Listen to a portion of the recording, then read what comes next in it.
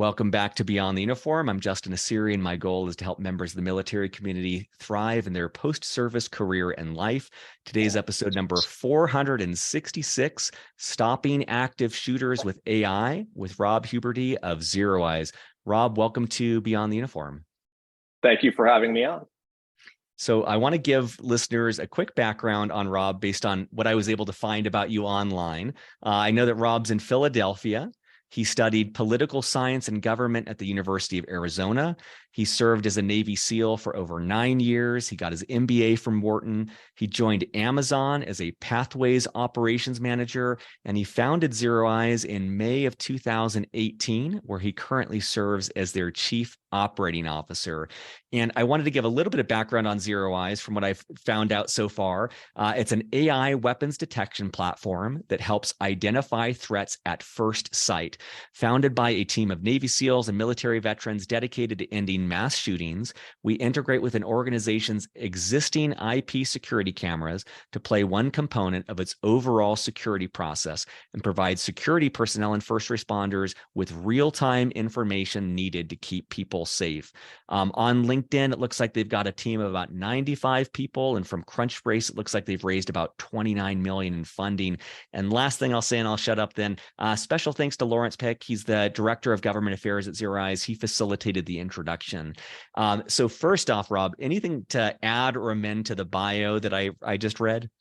No, it's almost as if you had researched us in kind of a creepy way. No, not Yeah. creepy, in a professional way.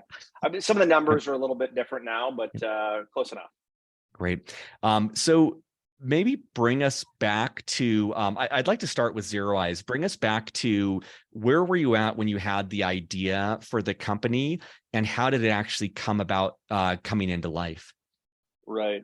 So I think that, we're really a sum of like all the experiences of our life, right? And I think that even just the start of it doesn't really fully do it justice. I want to talk a little bit about like me growing up, because I think that actually helps say, why did we do what we did? Yep. And so to give you a little bit of background, I'm from Connecticut. I think more than any other one place. And I went to a middle school that was called Chalk Hill, and Chalk Hill was in a town called Monroe, Connecticut. What crime looked like in Monroe, Connecticut was kids would smoke pot in the parking lot of the Cumberland Farms, and they would cut school or something like that. Like it was pretty tame. It was a good place to grow up. And we were next to Newtown, Connecticut, and my middle school ended up getting renamed Sandy Hook Elementary School. So going from a place that's really benign and what I thought was boring to one of the most horrific incidents in recent memory, at least for me. And that didn't seem like it could have been possible. So after that horrific day, they moved all the kids into my school, because it was like 2 miles apart or something like that. And it was an identical building because it was built by like the same people, the same contractors, right? And, that's just kind of like a weird thing. I graduated high school in 1999. From the fourth floor of my high school, you could see the World Trade Center, you could see the skyline. So it was like suburbs of New York-ish, across the Long Island Sound. And I went to the University of Arizona, as you said before, and Columbine happened in April of 99. And I went to school in August of 99 with a bunch of kids from Littleton, Colorado. And like those things, they tell you'd go out and you try to meet people. You're a freshman. I'm so excited to be here at college. What fun. And people would tell Columbine stories. Where were you? And they're like, oh, that was one town over for me, or whatever it was. Oh, I had a friend there, or I was in the school that day. And that was pretty profound, right? And so obviously further than that, I joined the military. That was really the impetus, was September 11th. I met my wife right before I went in. We did the military thing, which is you get married twice. That's sometimes a thing, right? You do a courthouse wedding, so you could get benefits, and in case something, God forbid, happens to you, your spouse gets your whatever the benefits that you get, and then you go do a real wedding later. And the courthouse that we went and got married in, that I lived a quarter mile from, also had a mass shooting. A disgruntled employee started shooting the parking lot. And, it was a big event, and so we're a sum of our parts, right? So I had gotten out of the military, I went to business school, I was working at Amazon, and really it was the Parkland events. And my buddy Mike Laff, our CEO, was like, dude, I'm going to get the boys together and let's do something about this. Walking around the school, his kids go to, he has, a bunch of now teenagers, and, they're going to school. They're like, what do you do with these cameras? And they're like, well, nothing. Nobody really watches these. You're like, well, somebody should. And particularly after the events at Parkland, he's like, let's do something about this. And, he called everybody up and he's just like, how do you want to do something about this? Let's use cameras and like be a force multiplier. Like, let's have those cameras look for something instead of doing the nothing that they're doing. And so there was a group of us who were just like, I worked in the SEAL teams. We went to business school. Like, what are we doing with our lives? And for me, wasn't really being fulfilled in, my job that I had, really cool experience, a great thing. Amazon, oh my God, I want to do this. But like that itch to serve and to do something greater than yourself didn't really exist. It's a profit-driven company. Like, it's neat and it does a lot of really great stuff, but I needed to do something else. And like, really, I think I struggled personally with working for a large company and not having the mission and not doing it with like my brothers, people that I loved and I cared about. It's not to say that like I may have worked with really cool people and subsequently I've hired some of those really cool people, but we came together and said, let's do this together. Let's serve again, and let's do it and try to prevent mass shootings in something that we thought was a logical way. Let's use these cameras to do something more than the nothing that they're doing to prevent a terrible problem. I love the mission, man. I love I can imagine how fulfilling that is. And, I dropped my 3.5-year-old off at school, and I hate that I did literally think about that as I was like saying goodbye. It's like, oh my God, like what if? I think that's like just always on my mind now. And I think many parents. You mentioned Mark. Is it the two of you that co-founded, or are there more co-founders? No, there's more co-founders. There were about 7 of us. So that was Mike Laff, Sam Alimo, another SEAL, Tim Solzer, who's not a SEAL, but Mike had worked for, Dustin Brooks. There's a number of other co-founders as well who were part of it in the beginning, who have kind of moved on subsequently. But, there was a core of about 7 of us that started, and then, it snowballed from there, that people, who were involved and that we trusted, that kind of built this thing. How did you, so there's 7 of you, have this idea, you have this mission. What was kind of like the next milestone for you to bringing it to life? And especially, I've got a long history of entrepreneurship, but never anything in AI. It just seems like the depth of investment and depth of knowledge required it's not like you're starting an e-commerce store or a service related business. So once you had this idea, what was like the next milestone where it started to come alive? So we had been working with a group of people who had been kind of looking into this and computer vision, and which is really just using AI on video, right? Like, how do you process video and you do something with that?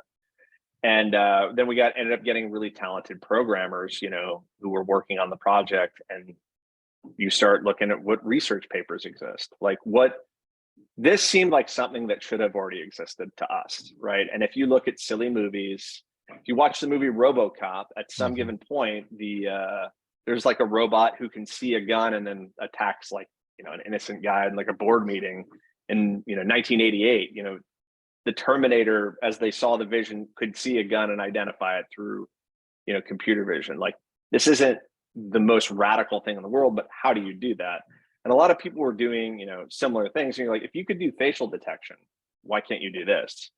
And so, as silly of a thing is, you just go and you start talking to people who do something similar. You're like, how do I do this? And you're like, oh, well, you need this, this, and this. Our CTO, Tim Solzer, had, used computer vision and those kind of things and had a pretty good idea of where to start.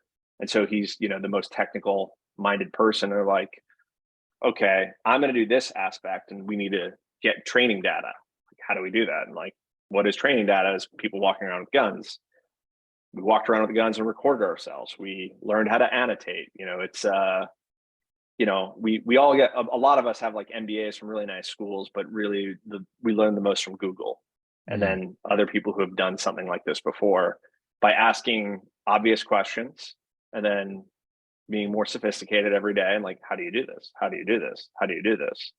And using, whatever tools are available. And as soon as those tools, outlive their usefulness, find different tools. And so, I mean, that's what it was. You get programmers who have kind of experience in the space. You're like, okay, what do you do? Okay, I've reached the end of my knowledge, but this other guy knows something. And you said, okay, let's bring that other guy in. And you just build a team that way. And I mean, that's what we did. And we did most everything by like A and B testing, which is to say, will this actually work? Let's get a camera and walk around with a gun. Will this work? Yes. Okay, cool. Our first detection is in, our CEO's basement, looking into the yard with his kids and like lacrosse sticks and whatever. And we were able to detect a gun. You're like, okay, it's theoretically possible. And, fundamentally, we've been doing the same thing for, 4.5 years, just evolving, getting people who are smarter than us, asking seemingly basic questions, iterating on it, testing it, seeing what worked and what didn't. The things that we don't work, we put by the wayside, and the things that do work, you want to improve on, and try to read as much as you possibly can. So getting into technology was difficult, but we all had a little bit of background and idea of what we wanted to do, and we talked to people who were way smarter than us all the time. When I read the intro, something that stood out to me was it seems like your team has been very myopically focused on the one thing you want to do, detection, and you kind of want to fit in to the existing infrastructure. Could you share a little bit more about that, like how you decided on that and how that's worked so far? Right. So the world of computer vision, as we were learning about it, is it's difficult. And I think a lot of the products, they want to do everything at once, right? And so we saw products in front of us that could do facial detection. We saw products that could do, putting a bag down, counting things, license plate recognition, all of these things that are, really compelling. We saw a lot of solutions that were at like the 80th percent kind of thing or the 90th percent thing, and they're really compelling, but they break a lot. Like it's more gee golly whiz information than it is like, would you use this in a real life event?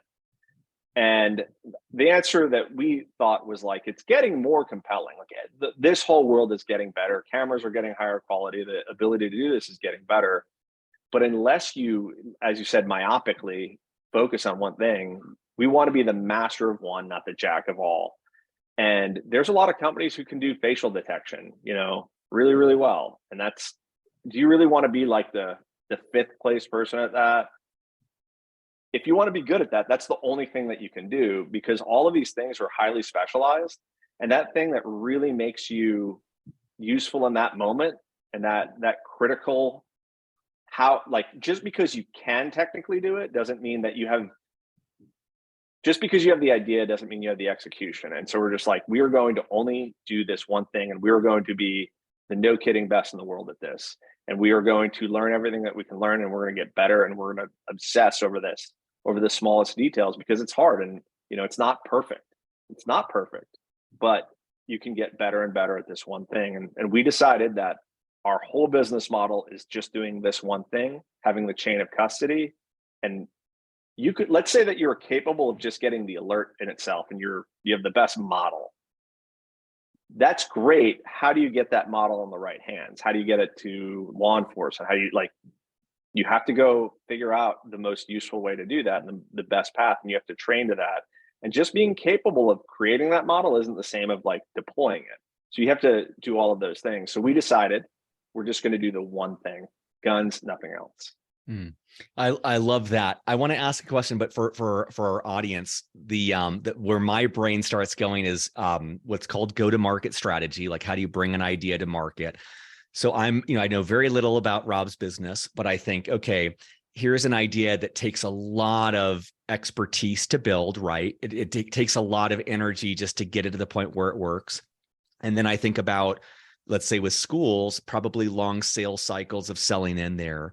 So when I looked at the amount of funding they raised, I'm like, okay, about 30 million, that makes sense. You need a lot of time and energy to get to the point where you can be selling this. Could you share whatever you're comfortable with in the early days? Was it kind of the sense of like, we have this idea, it's going to be 2 years until it's ready, or it's going to be 2 years until we can get it in people's hands? Like the last thing I'll just call out for our audience is that like, I'm viewing this as like, this is a massive idea. Like when this wins, it wins well a lot. And so it's like very different than a lot of entrepreneurs where you're building something that takes a lot to get there. And so it's a world I don't know as well. Right. So it starts off with the most simple thing. And I guess it goes back to the Donald Rumsfeld gave a speech that I love to go back to. He said, you have known knowns, known unknowns, and unknown unknowns, right? And it sounded kind of like, I think when people heard it, they didn't really like what he said. I think it's beautiful though. And you're going to get hit by the thing that you never saw coming. Like you're getting ready for the test, which are your unknown unknowns, and then you go through that and you think that your known unknowns are all that exists, but you're going to get hit by a lot of things. So there was a long time where we thought we're 2 months away from something, and then 2 months away from something is really like 16 months away from something, right?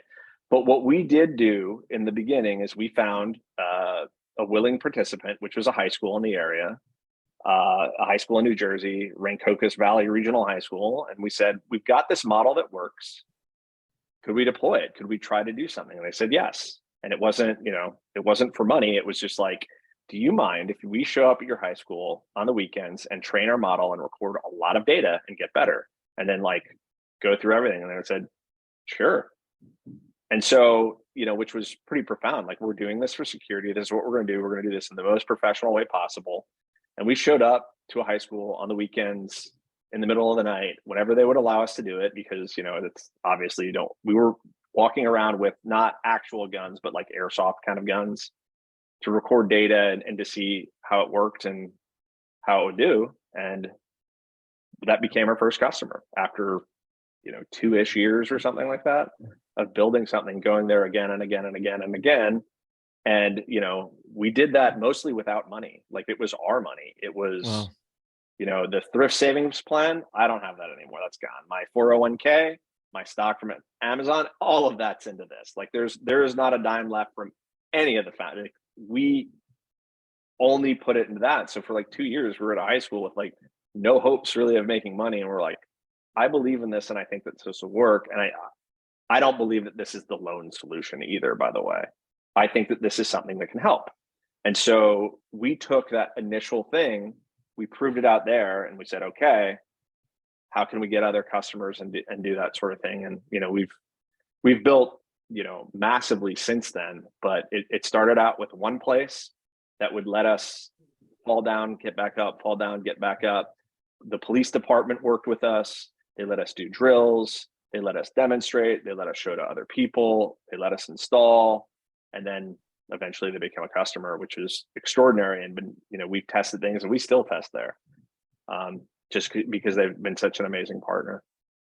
That's incredible. I've heard stories before on the show of people who've kind of, depleted their savings and racked up their credit card bill. But I have to imagine that the very strong mission that's driving you and everyone on your team makes that slightly more palatable. Like, I'm just putting myself in your shoes. I'm like, if I was broke and my company didn't work, that's devastating.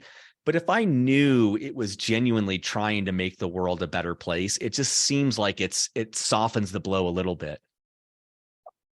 I guess, yes. I mean, in my thing, I really struggled, honestly, transitioning out of the military and even getting to go, like, I got to go to Wharton. What an amazing place and what a supportive place. And I got to work for an amazing company. But like, I have been with extraordinary people and I've seen extraordinary tragedy in my time in the military, right? And it was a tough transition to go from one to the other. And, perhaps we're higher risk individuals. Like, there's no doubt about that. Like, if you meet us, like, I think Mike Laff has a superpower, and he has balls. He has balls like nobody I've ever met in my entire life, right? But I think that's true of almost everybody on the team, and conviction. And when you have those two things, and you have really talented people who care, it matters. And then you can look yourself in the mirror And when you're already struggling, like, do I have purpose in my life? And you're looking, you're like, I really don't. I'm not really happy. And like, you're just, you lack any feeling. It's worth the risk, right? Far better it is to dare great things. And so that's what we're trying to do. I mean, we try to live up to that every day. It's tough, but that risk, it's painful every now and again. It makes me, being an entrepreneur, there's two feelings I have on a consistent basis. Today, even tomorrow, every day of the company, I want to hide under my desk sometimes, and I want to jump on top of it sometimes, in maybe equal measures. And I feel better having that and having the autonomy to do that than I do working for someone else, maybe. Apologies, I was just writing that down. I haven't heard that before, but such a great visual of the hiding under. I feel that every day too. Hide under the desk or jump on top of it. Do you think that I think that most entrepreneurs feel a certain amount of stress, residual stress all the time of just trying to move fast enough.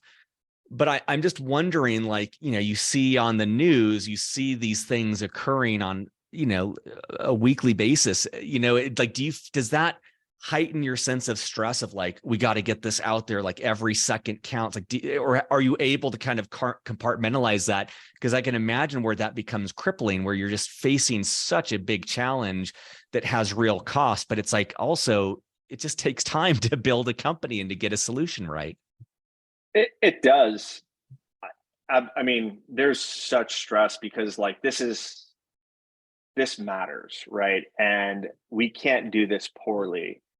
And we need to try our absolute best. Like, it's one thing if you fail, because like technologies break, like the camera, like you could lose power, the cameras could go down. There's so many things that could like happen at the wrong moment that no matter what, like that's out of your hands, right? Like you could do so much, you could notify people when that is. And like, we have like an operations center that does all of those things, contingencies. And that's, from the military, like that's what we understand. But like, technology breaks. And so like that sits with you, like, what if you were to miss something? What if this were to happen? But we're going to do the best that we can. We're going to be the most informed, and you can sleep better at night knowing that you did everything that you could, that you knew about at the very least, right? And that anxiety, I think, never goes away. And I think that every time one of these events occurs, it's devastating. And like, I do nothing but read about this. And every time something happens, everybody that I've met in my life texts me like, did you see this? Did you see this? Particularly like these atrocities and like Uvalde or whatever it is. Like every time a bad one happens, even when very little ones, like everybody texts me, everybody I know, and they're like, you're doing this. Like, did you see this? Like, I mean, yes, I saw it and it's devastating. And sometimes, some of our, customers or whoever, they show us videos of like atrocities, and you're just like, do you think that you could have supported in this situation? And you have to watch that, and you have to make assessments, and you see it, you just see terrible things. You basically see people like execute each other, and you're just like, this is, we need to do better. And, I don't pretend that I can solve the entire problem, like the social emotional thing or the reason that people are doing it. But I hope that in many cases where people show the guns early, which is a lot of like the mass shootings, they think they're the Grim Reaper and they're going to show it a long time, that we really could do something about it. And it gives you motivation to build a better product every single day and to be motivated. But like the anxiety of missing something like that is incredible. Like if I'm sick to my stomach every single day. Yes. I love that though. I think sometimes when I hear about this, it becomes overwhelming of like, how it's such a big problem. How do you solve it? What I love is your self-awareness of like, you guys are solving one piece of it. There's so many things that go into it, but at least you're solving that one piece. I love the proactive nature of it. Could you share a little bit more about your chief operating officer? Could you explain to our audience, like at this stage of a company, what does that translate to in terms of what you do throughout the week? Probably not what a chief operating officer anywhere else does, right? I don't know that I'm qualified for my own title. So there's a bunch of things that I do and everybody in our company do, particularly the founders, but like really everybody. And sometimes you say you wear multiple hats. And what does that really mean?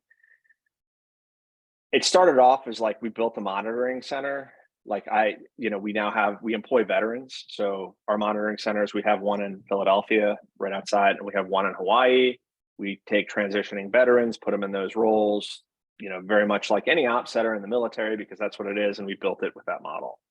In the very beginning, I was the guy who monitored the whole time at the school 24/7. I slept with a computer in my room, and that's what I did. So I'm a COO who's not really that. I'm have a computer in my room, monitoring everywhere I go, or whatever that case is, how we do it, setting a watch bill of all of us being like, okay, it's your guys' turn. Are you going to do this? Before we built out a real thing. And then it's like, okay, we're all installing this. It can't just be our CTO who installs it. You have to learn to do it. So you're like, oh, geez, I don't know what I'm doing here. I'm totally underqualified. And then you have to learn. And so you do that. And so you install, and they're like, hey, we need money. We need to talk to people. Let's make pitch decks. Okay, you're doing that. Hey, you need to pitch. Okay, let's do that. Hey, some of the people on our team are just incredible at doing all of those things, and probably me less so. But hey, could you take the website over? It's super, it's too much of a task for me. Yeah, sure. I don't know how to do that. Learn how to do a website. Okay, how do you do that? And just Google stuff. And how do you do this? So I monitored, I installed, I helped run the website, I helped run money, raise money, I helped write pitch decks, I helped do that. And at this point, we have a lot more people now. And I still go between making sure that we're installing all the places, all of our customers, because we're starting to get a lot of customers now, that our operations center is manned the way that it's supposed to. That, sometimes I help in with, pitching for that. Sometimes I help in, wherever the case may be, trying to do that, trying to make the people on your team feel appreciated, try to make sure that they're all moving in the right direction, then doing stuff like that, get, awareness of what our company is so that we can hire more people. It's all of that. And it's, and then it could be none of that. And one problem, it could stop you from doing whatever you're doing on any minute's notice. And, there's a few of us that started, so it's not just one person who does this, but we all rotate through these. I mean, there's no such thing as that's my lane. No, it's everybody's. So if somebody has a better idea, they're going to execute it. So, sometimes the COO is lead janitor too. So you need to be able to do that and willing to do that. Go sweep the floors. What a great description of startups, though. It's just crazy at your scale. Still, there's that sense of everyone pitching in. I just imagine that's one of the components that makes an organization successful, is that willingness to roll up one's sleeves. And I also have to imagine that most veterans are down with that. So I love that you're employing a lot of veterans. It's fun. I mean, I don't know what our total number of veterans are, but I would imagine that it's over 60% are veterans. Yep. And certainly it's not exclusive that, I don't think, but it's really fun to work with veterans. And the best way, somebody asked me a few years ago about why do you work with veterans? And it was Veterans Day. And I was just as dumb as it was imagine that you're painting a fence or something like that, and your neighbor comes up hey, what are you doing? And you're just I'm painting this fence. A veteran, the way they come up, they stand next to you, is hey man, let me get in on that. I'll help you on that. Mm-hmm. And it's just it turns the I into we really, really quickly. Yeah, this is what I'm used to. I'll help you paint your fence, or whatever it is. And the selflessness is just really high. Another example that I saw this later in life. Have you ever seen the movie White Christmas? Mm-mm. This is a movie about veterans dealing with post-traumatic stress and then uplifting each other. And it's about a hotel that they opened that Bing Crosby and Danny Kaye are trying to support the general from World War II who's in a depression, and his hotel isn't working. So they're we'll take our act with all of our veteran friends and we'll do it. And throughout the movie, they're just why are you doing this? What reason? They're just it's for an old war buddy. And they say, it's a reason. It's not a good reason. I'm in. And I was it makes me cry if I see it's a Christmas movie, right? They sing songs. They're but it's really about World War II veterans. And it's just so beautiful and poetic. And I think that that's what veterans do. And that, you help each other and you do something and you have a cause and like you drop anything. And even if it's inconvenient, you're like, do you want to do this? Like, I'll do it anyway. And that's why veterans, and that's fun to work with. I love it. I have two last questions. One is just opening the floor a little bit. What is it that you would want people to know either about the problem you're solving or the company you're creating? The second question is going to be how they can support you, but I just want to make any room for you to share anything that you would want our audience to know about this, because it's such a compelling space that you're in. I think what we do makes sense, right? I don't think it's like that far out. Like, you know, it's actually very specific. Like we're not taking any information like personal data. We don't use any of that. We're only looking for guns. That's the only thing that we do. And we want to pass that information quickly. So I think it's really critical that we don't invade privacy. We're just using the existing cameras and that infrastructure, and that we're only doing it in a way that doesn't corroborate data, and it's never being sold to anybody ever. It's only being used for public safety. And I think if that makes sense, we want to be on every camera in America. And if we are, I really do believe that we can prevent loss of life. I think not always. It's not gonna just all of a sudden, you know, all of our ills go away and everybody's holding hands and singing kumbaya with each other. But I think it makes sense. And in many instances where a gun is pulled early, we can do something about it and prevent loss of life. And in order to really do that, we need to be on a lot of cameras. I love that, man. It's such a massive vision, but it's one that is totally worthwhile. And that leads me to the last question, which is, I'm sure others listening to this like me are fired up for what you're doing. How can we support you? What can we do to help what you're doing? So I guess two things is that we want everybody to be aware of us. We want, you know, your school district, your superintendent, if they value what they see, reach out to us. I'd love to do it in your school. I want to be on every camera in America. We do it in a lot of other things in school, but that's where our heart starts. That's where our mission started. K through 12 schools where these mass shooters like walk around like the Grim Reaper before they start. And so if you had a 6-minute heads up on something, I think you can prevent it. Right now, it's not going to be every single case. You can see what we're able to do and what we're not able to do. It has to be exposed guns. But if you believe what I'm saying and you value that, introduce it to your school and say, take a look at this. As a concerned parent, you bring it to the superintendent. And then if you're a veteran who wants to go on an interesting team and you have some of the skills and some of the things that I said, reach out to us because we want to grow our team. And if our mission is really going to occur, we're going to need a lot of help. I love it. That's so powerful. And I think that's very actionable too. And yeah, I love that. One last question. I was just looking at your name again. Where does ZeroEyes come from? Is that the sense that it's like replacing the eyes of humans, or like what was the genesis of the name? So that's one. So, you know, we're looking at all of your cameras with ZeroEyes, but it's also Navy cryptology, right? When you have a radio and it's encrypted, you ZeroEyes it, and there was the bottomed out on the dial kind of looks like two eyes. If you ever had like encrypted radios. And so some of it's a techie sounding thing. It sounds cool. So it's kind of like, it sounds cool. It makes ZeroEyes or watching other things, and that's kind of cool. And then like, you know, how do you ZeroEyes a radio and your Embedder or your 117 Golf or whatever those radios were. I don't even remember at this point. That's amazing. Right. Well, for listeners, I'll put this in the show notes, but their website is ZeroEyes.com. I'll link to Rob's profile on LinkedIn in the show notes as well to hit him up, as well as I'll include Lawrence's. But Rob, I love the work you guys are doing. Thank you so much for what you're doing. And thank you for sharing your story with Beyond the Uniform today. I greatly appreciate it. Thank you for the opportunity.